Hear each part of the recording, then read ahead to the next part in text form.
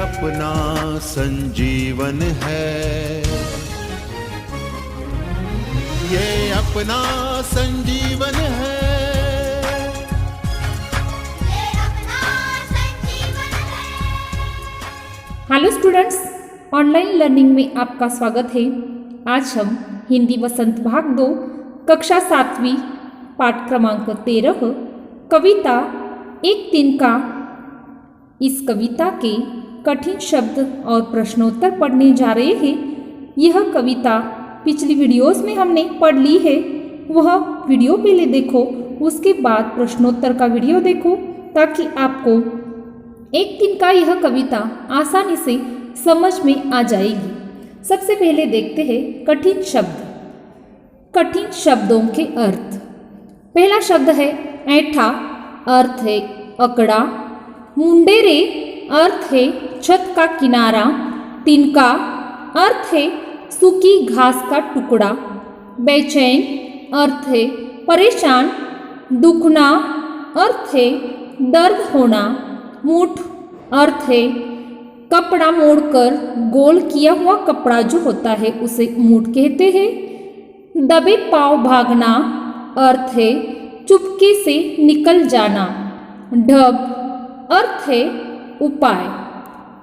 कविता से प्रश्नों के उत्तर लिखिए। प्रश्न क्रमांक 1, नीचे दी गई कविता की पंक्तियों को सामान्य वाक्य में बदलिए। देखो बच्चों, कविता में जो कुछ वाक्य दिए हैं वो काव्यात्मक रूप में दिए हैं, उसे हमें सामान्य वाक्य बनाना है। देखो नंबर क, एक दिन जब था मुंडेरे पर खड़ा, उसका हम सामान्य वाक्य कैसे बना सकते हैं। देखो, एक दिन जब मैं अपनी छत की मुंडेर पर खड़ा था। नंबर ख, लाल होकर आंख भी दुखने लगी, इसका जवाब हम ऐसे लिख सकते हैं। देखो, आंख में तिनका चले जाने के कारण आंख लाल होकर दुखने लगी। नंबर ग, ऐठ बेचारी दबे पांव भगी, इसका हम सामान्य वाक्य इसे बना सकते हैं, बेचारी ऐठ दबे पांव भगी।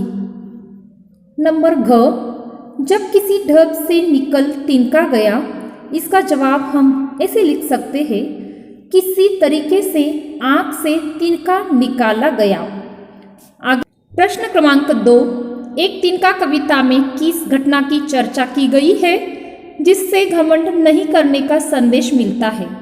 उत्तर, एक तिनका कविता में कवि ने उस दिन की घटना की चर्चा की है जब उसे अपने ऊपर घमंड हो गया और वह अपने को श्रेष्ठ समझने लगा।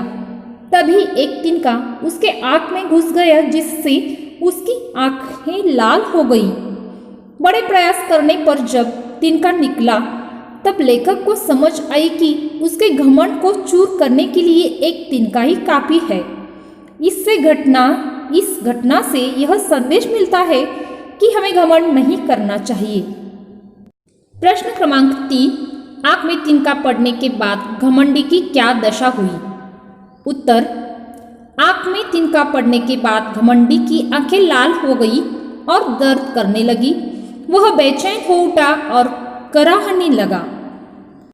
प्रश्न क्रमांक 4, घमंडी की आंख से तिनका निकालने के लिए उसके आसपास लोगों ने क्या किया।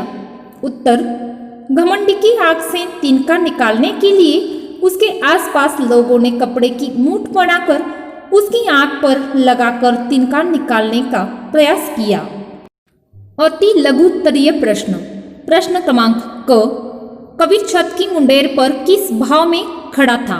उत्तर, कवि छत की मुंडेर पर घमंड से भरे हुए भाव में खड़ा था। प्रश्न क्रमांक ख, कवि की बेचैनी का क्या कारण था।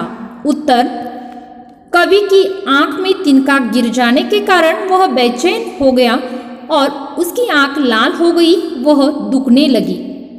प्रश्न क्रमांक ग, आसपास के लोगों ने क्या उपहास किया। उत्तर, आसपास के लोग कपड़े की नोक से कवि की आंख में पड़ा तिनका निकालने का प्रयास करने लगे। लघुत्तरीय प्रश्न। प्रश्न क्रमांक क, तिनके से कवि की क्या हालत हो गई। उत्तर, एक तिनके ने कवि को बेचैन कर दिया था वह तड़प उठा। थोड़ी देर में उसकी आंखें लाल हो गई और दुखने लगी। कवि की सारी ऐंठ और अहंकार गायब हो गया। प्रश्न क्रमांक ख, तिनके वाली घटना से कवि को क्या प्रेरणा मिली? उत्तर, तिनके वाली घटना से कवि समझ गया कि मनुष्य को कभी घमंड नहीं करना चाहिए। एक तिनके ने हमें बेचैन कर दिया और हमारी औकात बता दी। उन्हें यह बात भी समझ में आ गई कि उन्हें परेशान करने के लिए एक तिनका ही काफी है। अंत उसे किसी बात पर घमंड नहीं करना चाहिए। दीर्घ उत्तरीय प्रश्न। प्रश्न क्रमांक क, इस कविता से हमें क्या प्रेरणा मिलती है?